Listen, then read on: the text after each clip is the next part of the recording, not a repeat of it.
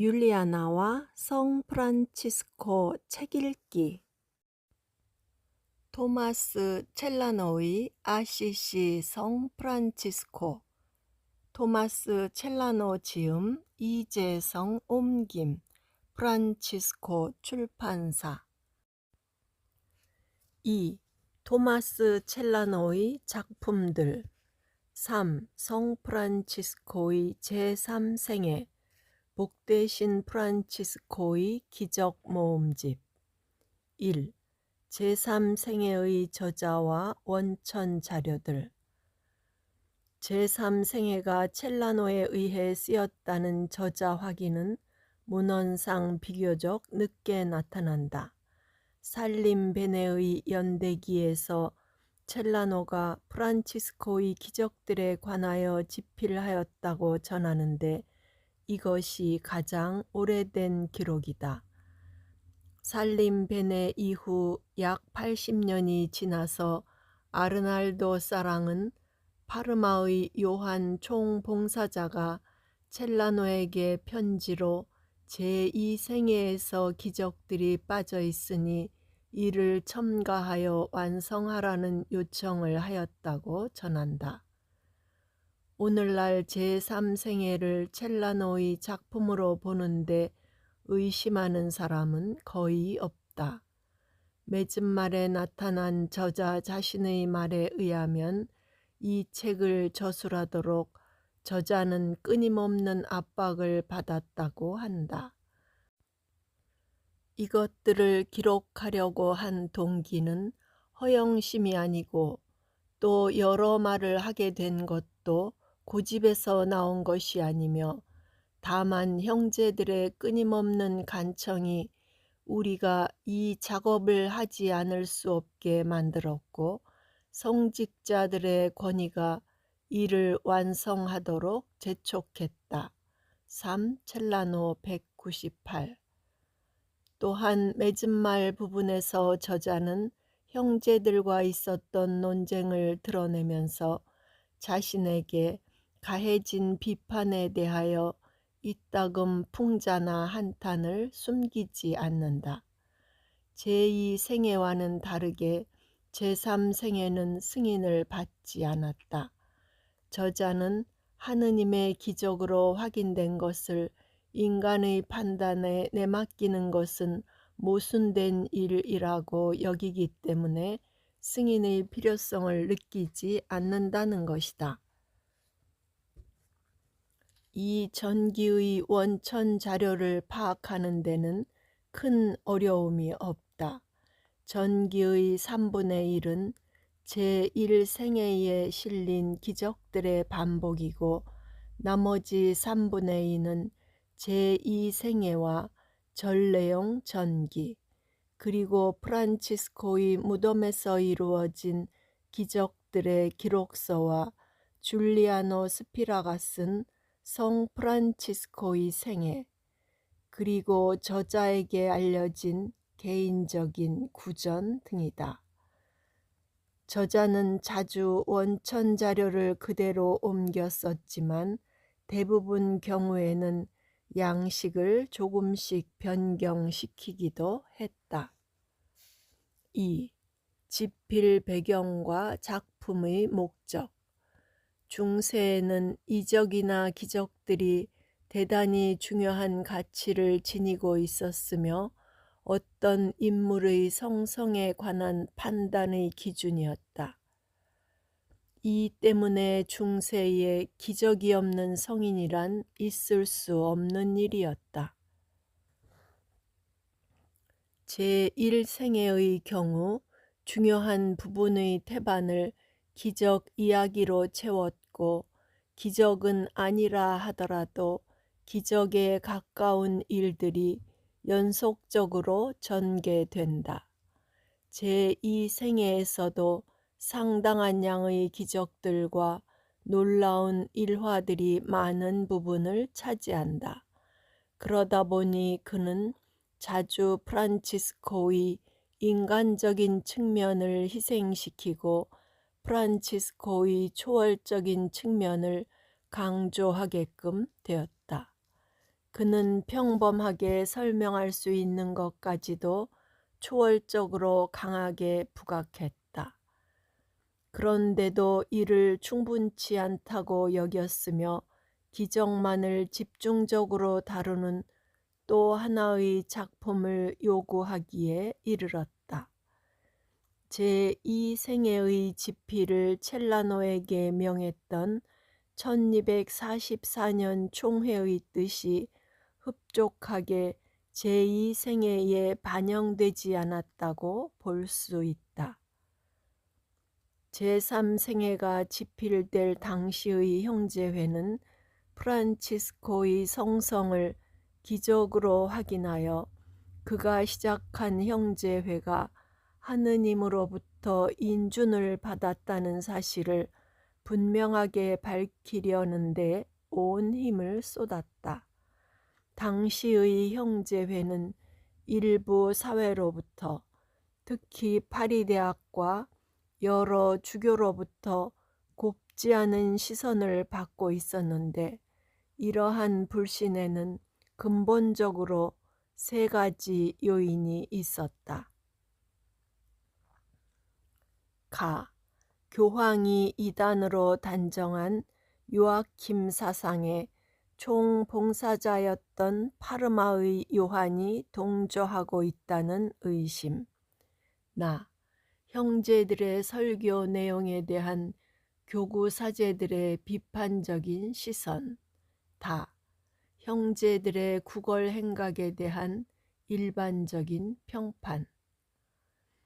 이러한 상황에서 프란치스코의 수많은 기적이 사실로 입증되면 형제회가 변호될 뿐만 아니라 형제들의 입지가 굳건해지는 상황이었다. 이것이 이 작품의 머리말 역할을 하는 1장에서 저자가 밝히는 의도를 이해하는 열쇠가 된다. 누구보다도 이 작품의 필요성을 인식한 사람은 말할 나위도 없이 총봉사자였을 것이고 이를 위해서 가장 적합한 인물로 떠오른 후보자가 또다시 첼라노였을 것이다. 연대기에서 파르마의 요한이 이러한 목적으로 첼라노에게 여러 번 편지를 보냈다고 밝히고 있다. 여러 번 편지를 보낸 후에야 이를 승낙한 것을 보면 첼라노는 기적의 가치를 그리 높게 평가하지 않은 듯 싶다. 사실 첼라노의 저서 군데군데에서 기적의 이면에 기적의 원인으로 숨어있는 프란치스코의 덕을 외면한 채 기적에만 환호하는 신자들의 태도에 약간은 비판적임을 느낄 수 있다. 참조 1첼라노 70. 총봉사자가 언제 이 임무를 첼라노에게 맡겼는지 또 저자가 집필을 완료하는데 얼마나 걸렸는지는 알 수 없다. 일반적으로 1250년부터 1253년 사이, 좀 더 정확히는 1250년 8월부터 1252년 말 사이에 집필이 이루어졌을 것으로 본다. 그리고 총봉사자는 1254년 5월 말 프랑스의 메치에서 개최된 총회에 이 작품을 제시했을 것으로 보인다. 3. 제3생애의 문체와 작품 구조.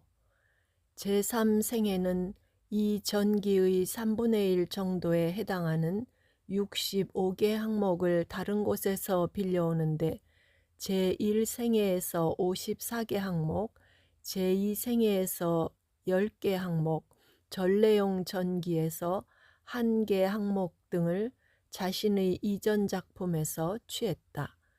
그러나 그는 자신의 글에서 따오는 내용이라 해도 항상 글자 그대로 옮기지 않았으며 이야기를 요약하거나 어휘를 바꾸면서 얼마간의 변화를 주었다.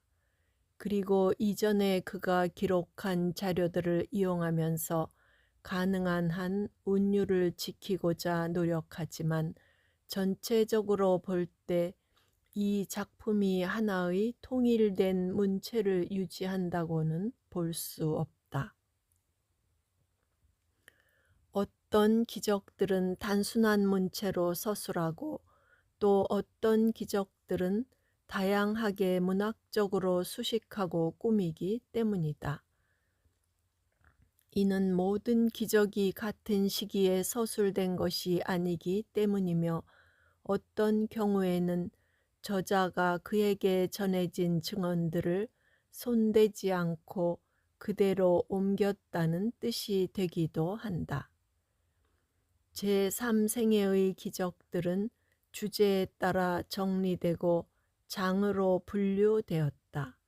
이것을 보아도 감성적인 첼라노가 대단히 체계적이고 분석적인 면도 있는 작가임을 미루어 짐작할 수 있다. 또 제1생애와 제2생애 대부분 문장들이 그의 날카로운 지성을 바탕으로 하지만 내용의 해석은 그의 탁월한 직관적 감성에서 나온 것임을 쉽게 알 수 있다. 이를 통해 그가 매우 균형 잡힌 이상적인 작가임을 한눈에 알아볼 수 있다. 제3생애는 총 19장으로 구성되어 있는데 기적들은 17개 장에서 다루고 있으며 이 작품은 주제별로 5부분으로 구분할 수 있다.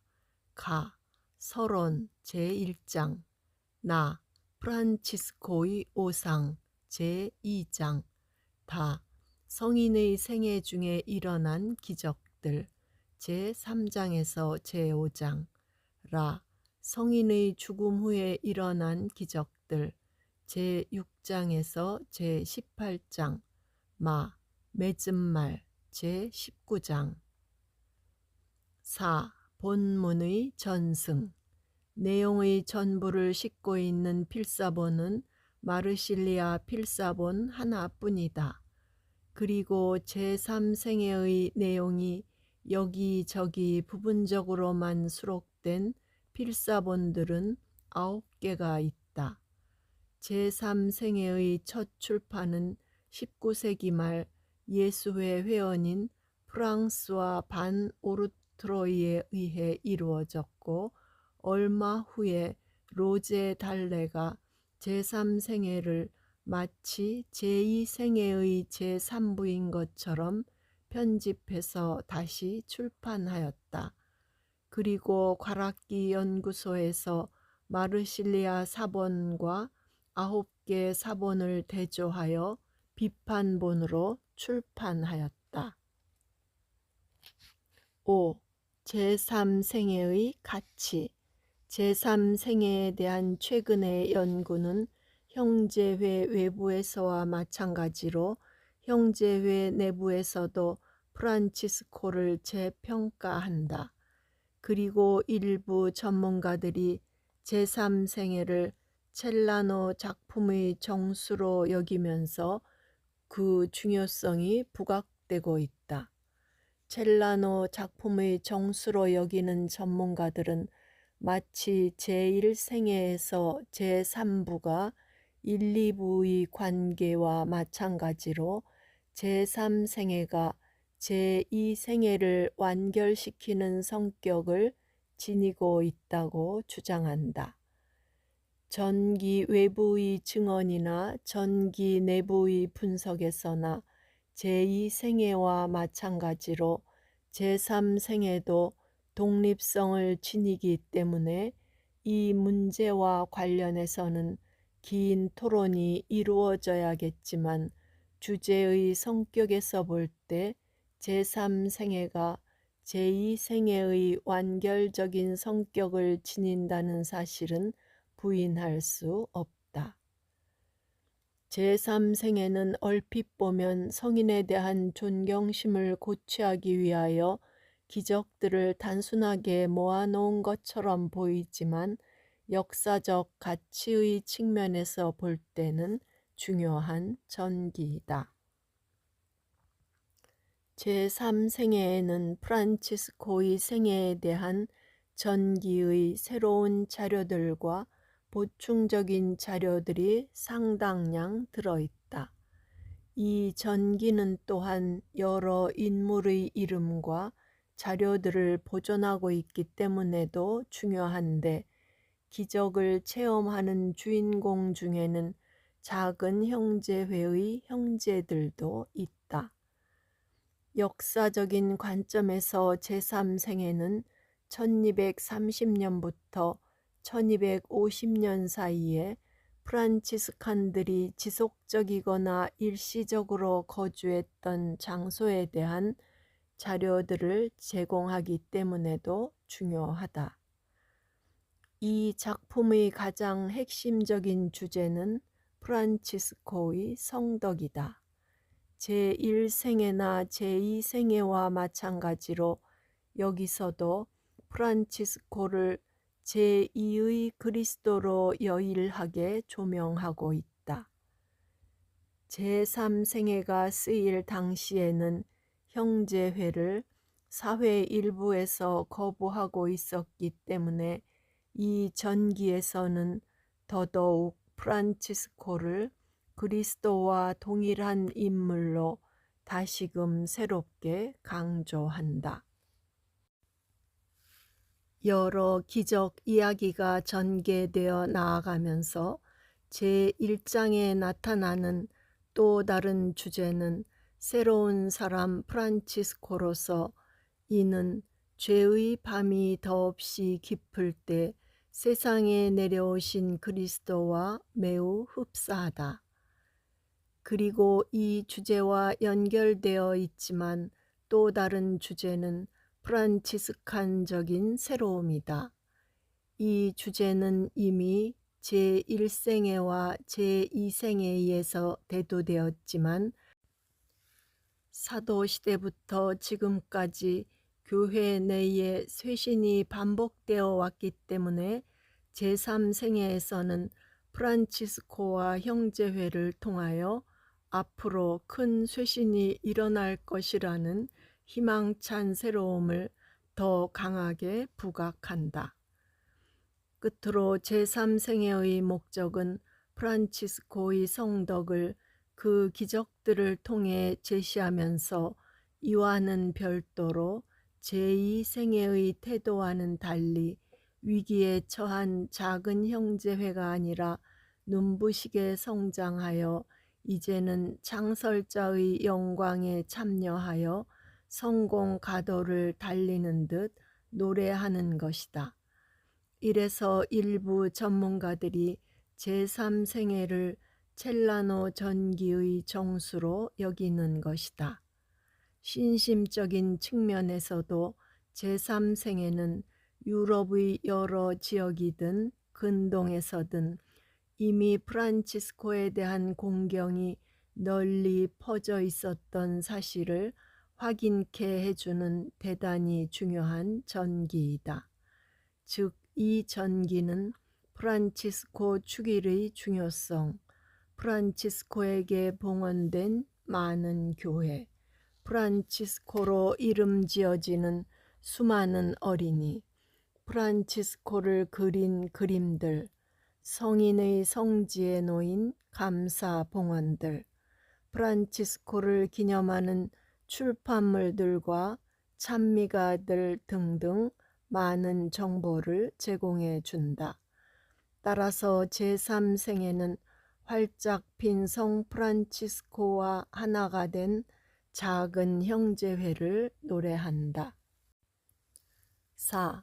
성 프란치스코의 제4생애 전례형 전기. 베네딕토라는 한 형제가 저자에게 성모일도용으로 성 프란치스코의 전기를 만들어 모든 형제가 소지할 수 있도록 해달라는 부탁을 받아 집필하게 되었노라고 전기의 시작인 1항에서 밝히고 있다. 베네딕토 형제여, 그대는 저에게 우리의 지극히 복되신 사부 프란치스코의 전기를 발췌하여 그것을 9개의 독서로 일목요연하게 배열해서 우리의 성모일도에 넣어 모든 형제가 소지할 수 있도록 해달라고 요청하였습니다. 이 전기는 제1생애에서 내용을 뽑아 간략하게 성인의 생애를 요약한다. 그러나 이 제4생애의 저자를 알려주는 문헌은 하나도 없다. 그런데도 이 작품은 제1생애와 언어구사법에서 커다란 유사성이 있음을 쉽게 발견할 수 있었기에 별 어려움 없이 첼라노의 작품으로 간주하게 되었다. 제4생애의 집필 시기는 이 저서 안에서 성 프란치스코 대성당을 언급하는 내용이 성인의 유해 이장을 전제로 하는 내용이라서 미카엘 빌은 저작 시기를 1230년 5월 17일 교황 그레고리오 9세의 이장 칙서 선포일과 5월 25일 이장일 사이로 추정한다. 반면에 반 디크는 좀 더 늦은 시기인 1250년 전으로 본다. 1230년 아시시 총회의에 참석했던 그리스 관구 봉사자 아레초 베네토가 첼라노에게 집필을 부탁한 장본인이었을 것으로 가정하나 이는 증명되어야 할 가정이다. 이 전기는 사적인 집필 동기 때문에 공식적인 전기가 될 수 없었다. 그러나 얼마 후에 이 전기는 전 형제회의에 공식적으로 받아들여졌고 아우구스티노 회와 베네딕토 회의 성모일도에도 들어가게 되었다. 이렇게 해서 이 전기는 전례적인 성격을 지니게 되었다. 제1생애를 요약한 것은 사실이지만 그런데도 제4생애는 제1생애에 없는 내용이 꽤 들어있다. 예를 들면 11번에는 프란치스코가 오상을 받을 때 세라핌 천사가 건네는 말들이 수록되어 있고 13번에는 프란치스코의 유해를 성 지오르지오 성당에 안장하는 이야기가 제1생애보다 몇 줄 더 첨가된다. 그리고 14번에서 16번에는 제3생애에 나오는 몇몇 기적들이 수록되어 있고 17번에는 프란치스코가 토요일 저녁에 운명했고 주일에 장례를 지냈다고 기술하며 프란치스코의 유해 이장을 전제한 이야기들이 전개된다. 그리고 프란치스코가 제2의 그리스도임을 더욱 단호하고 명료하게 표현한다. 제4생애는 17개 항목으로 구성되어 있으며 1번은 머리말이다. 이어서 역사적 순서에 따라 프란치스코 생애에서 중요한 사건들을 간결하게 언급한다. 이 전기의 문체는 대단히 날렵하고 역동적이다.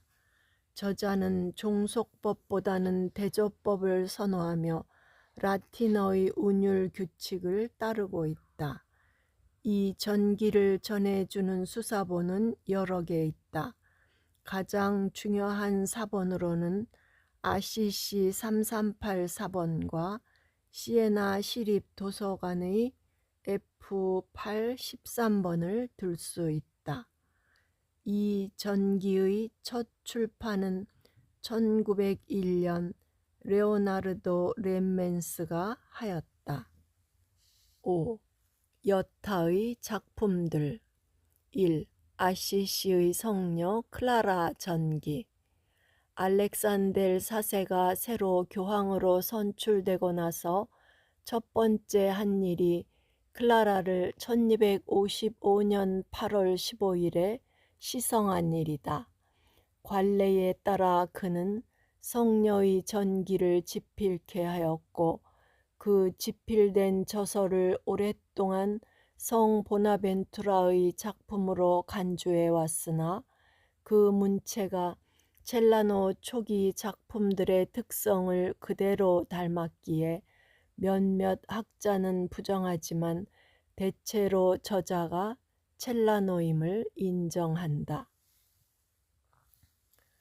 머리 마른 교황 알렉산델 4세께 보내는 편지 형식으로 되어 있다. 성하께서 이 부족한 저에게 성녀 클라라의 행적을 조사하여 그것을 기초로 전기를 쓰라고 분부하셨습니다. 그는 그녀의 시성을 위하여 수집한 자료와 칙서를 이 전기의 기초 자료로 사용하였음을 피력하고 있다. 또한 저자는 확실치 않은 기록에 의지하는 것은 현명치 못한 것으로 생각하며 복되신 프란치스코의 동료들에게 의지한 것만 아니라 그리스도의 동정녀들의 공동체에 의지하는 것이 현명하다고 생각합니다.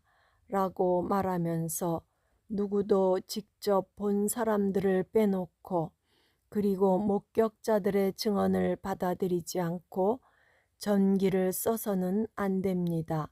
라고 밝히고 있다. 아시시의 성녀 클라라의 전기는 1255년에 착수하여 대략 1년 안에 완성한 것으로 보인다. 2. 진노의 날. 장례미사에 잘 나오는 잘 알려진 고도의 시적인 연송 진노의 날 저자가 토마스 첼라노로 되어 있다. 오늘날 우리가 사용하는 가사다. 또 다른 연송 성성의 새로운 표징도 토마스 첼라노의 작품으로 간주한다. 6. 폴 사바티에르의 견해. 앞에서 첼라노 저서들의 가치를 충분히 검토하였고 비판을 듣기도 하였으나 대표적 반대자인 폴 사바티에르의 의견 하나는 짚고 넘어가는 것이 좋을 것이다. 지난 100여 년 동안 첼라노 저서들의 가치에 대한 토론이 수없이 많았다. 의견들이 분분했으나 가장 극렬한 혹평은 폴 사바티에르와 그 동조자들의 평가였다. 사바티에르는 제일 먼저 토마스 첼라노가 제1생애에서 총회에 관한 이야기를 다루지 않고 또 로마 교황청의 특전을 바라는 형제들을 프란치스코가 반대했다는 사실도 다루지 않았다고 지적했다. 이에 사바티에르가 내린 결론은 첼라노가 당시에 엘리야 형제 밑에 있었고 따라서 엘리야로부터 호감을 사기 위해 의도적으로 이를 빼버렸다는 것이다. 당시에 엘리야가 총봉사자직을 맡고 있었고 또 그는 총회를 소집하지 않았을 뿐만 아니라 당시에 공사 중이던 성 프란치스코 대성당을 위하여 교황에게 특전을 요청하던 중이었다. 또한 사바티에르의 추종자들은 이것들이 내용에서 빠진 이유를 교황과의 관계로 본다. 즉 첼라노는 당시에 교황 그레고리오 영향력 아래 있었고 따라서 교황이 전기의 내용으로 넣을 것과 뺄 것을 그에게 미리 주문했기 때문이라는 것이다. 앞서 말한 바와 같이 첼라노의 의도는 성인이신 프란치스코의 모습을 형제회를 초월하여 모범이 되는 거울로서 일반 독자들에게 나타내 보이려는 것이었지, 결코 형제회의 역사를 서술하려는 것이 아니었음을 알아야 한다. 누락된 부분들도 성인의 모습과 관계 있는 것이 아니었기 때문에 뺄 수 있는 성질의 것이었다. 첼라노의 처서에 대한 사바티에르의 또 하나의 비난거리는 그의 말에 앞뒤가 맞지 않아서 역사가나 전기 작가로서 그를 신뢰할 수 없다는 이유를 든다. 첼라노가 제1생애에서 다루는 엘리야에 대한 시각과 제2생애에서 다루는 엘리야에 대한 시각이 판이하게 다르다는 것이다. 그러나 이 점도 앞에서 살펴보았지만 사실 시각이 달라진 것이 아니라 상황이 변환돼서 오는 차이임을 알아야 한다. 제3생애나 제4생애에 대한 사바티에르의 견해 역시 여일하게 부정적이다. 그는 첼라노의 작품들 자체를 불신한다. 이 모든 일에서 토마스 첼라노를 비난한다든가 그의 정직성을 의심한다든가 부수적으로만 역사를 서술하게 된 그에 대한 신뢰도를 떨어뜨려야 할 이유가 없다. 왜냐하면 그는 상황의 변화에 충실했을 뿐이기 때문이다. 엘리야의 꼬리를 무는 불미스러운 일들과 파문 등으로 이미 자신과 프란치스코와의 관계에 먹칠을 하였으므로 프란치스코를 주제로 한 제2생애에 엘리야를 재등장시켜야 할 하등의 이유가 없는 것이다. 선입견 없이 이 전기를 읽는 독자들은 오히려 이러한 사실적이고도 정확한 기록 안에서 성 프란치스코의 생애와 초기 형제들의 생활에 관한 토마스 첼라노의 설명을 신뢰할 수 있을 것이다. 사실 첼라노는 프란치스코의 전기 작가로서 그리고 형제회의 역사 연구에 없어서는 안 될 필요 불가결한 존재이다. 7. 분서갱유. 분서갱유란 중국의 진시황이 정치에 대한 비판을 금하려고 책을 불사르고 학자들을 산채로 구덩이에 묻어 죽인 사건을 이르는 말이다. 학자들을 산채로 묻어 죽이지는 않았지만 작은 형제회 역사에도 프란치스코를 파악하는 데 방해가 된다는 이유로 그에 대한 모든 전기 서적을 불사르는 일대 사건이 있었다. 모든 전기물을 없앤다는 1266년의 파리 총회의 결정이야말로 첼라노 저서들의 입장에서는 가장 큰 시련이라서 이 점도 알아보는 것이 좋을 것이다. 시간이 흘러 성 보나벤투라가 총봉사자가 되었을 때도 토마스 첼라노의 저서들은 그대로 있었다. 이 외에도 몇 편의 짧은 전기들이 그대로 남아 있었다. 예를 들면 첼라노의 전래용 전기와 제1생애를 기초로 하는 줄리아노 스피라의 짤막한 성 프란치스코의 생애, 도미니코회 회원인 바르톨로메오의 성 프란치스코의 생애, 그리고 헨리 아브란지의 산문시로 된 성 프란치스코의 생애 등이다. 이러한 단편들은 그 나름대로 제 몫을 하고 있었으나 어찌된 영문인지 성 프란치스코의 생애에 관한 정확한 자료가 못 된다는 평가를 받고 있었다. 사실 토마스 첼라노의 4권의 책과 여타의 작품들 역시 그 어떤 것도 하나로는 완벽한 것이 못 된다. 그것들을 함께 모아놓는다 해도 단일한 효과를 내지 못한다. 이러한 여러 전기들은 결과적으로 후대의 창설자의 생애와 행적에 혼란을 가져오는 온상이 되었고, 성 프란치스코를 있는 그대로 알아내는데 오히려 어려움을 더해준다는 것을 발견하게 되었다. 형제회의 장상들은 이러한 사실을 깨닫고 적당한 시기에 조치했다.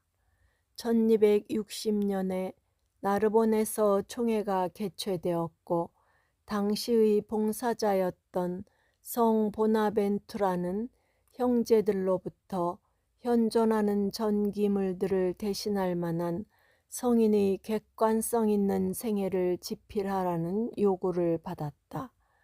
성 보나벤투라는 이러한 청탁에 대해 성 프란치스코 대전기 서론에서 총회에서 계속 요구해 오지 않았더라면 자기로서는 성인의 생애를 쓸 생각이 없었고, 또한 자기는 그만한 자격과 능력도 없는지라 집필을 거절했을 거라고 말한다. 그러나 보나벤투라는 총회의 청탁을 수락하여 1262년 혹은 1263년에 복되신 프란치스코의 대전기를 탈고한다. 1263년 피사 총회에서 이 전기가 받아들여졌고 이어서 34권을 복사하여 각 관구장들에게 배부하였다. 3년 후 1266년 파리 총회에서 다시 새 전기에 관한 토론이 있었고 과거에 있었던 성 프란치스코의 모든 전기물은 없애도록 한다는 결정을 내렸다. 이러한 조치는 외부에 퍼져 있는 전기물에도 해당한다고 결정하였다.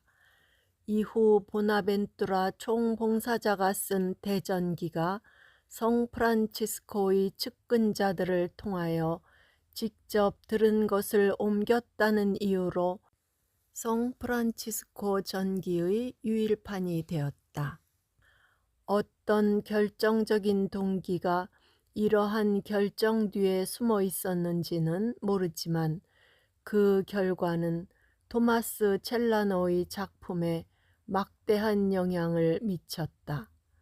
그 후 오랜 기간 첼라노의 작품들이 완전히 자취를 감추었으나 필사로 전승된 것들이 다른 수도회에서 명맥을 유지하다가 발견되어 오늘에 이르렀다. 참고로 당시 도미니코 회에도 이와 비슷한 분서 갱유가 있었다고 한다. 구독과 좋아요는 힘이 됩니다.